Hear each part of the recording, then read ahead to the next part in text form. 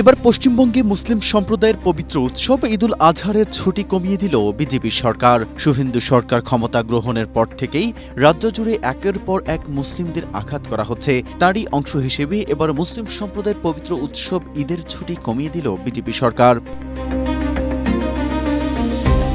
শুভেন্দু অধিকারীর নেতৃত্বাধীন নবগঠিত বিজেপি সরকার এবারের কোরবানির ঈদের ছুটি কমিয়ে 2 দিন থেকে মাত্র 1 দিনে নামিয়ে এনেছে। আনন্দবাজার পত্রিকার প্রতিবেদন অনুযায়ী রাজ্য সরকারের নতুন এক সংশোধিত বিজ্ঞপ্তিতে জানানো হয়েছে যে পূর্ব ঘোষিত 2 দিনের ছুটি বাতিল করে এখন শুধুমাত্র বৃহস্পতিবার একদিনই কোরবানির ঈদের ছুটি হিসেবে গণ্য হবে।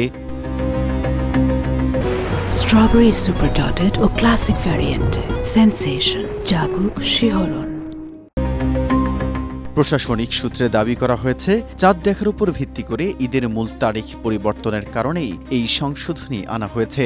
এর আগে তৃণমূল কংগ্রেস সরকারের আমলে কোরবানির ঈদে 2 দিন সাধারণ ছুটি প্রদানের নিয়ম থাকলেও নতুন সরকারের এই সিদ্ধান্তে সেই ঐতিহ্য ভাঙল।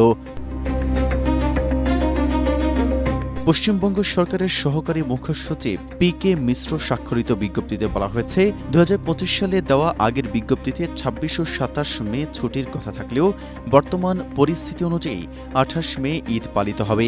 তাই 27 তারিখের ছুটিটি বাতিল করে শুধুমাত্র ঈদের দিন অর্থাৎ 28 তারিখকে ছুটির তালিকায় রাখা হয়েছে। আর আগের দিনটি সাধারণ কাজের দিন হিসেবেই বিবেচিত হবে। Mehedi Hasan, Asia post.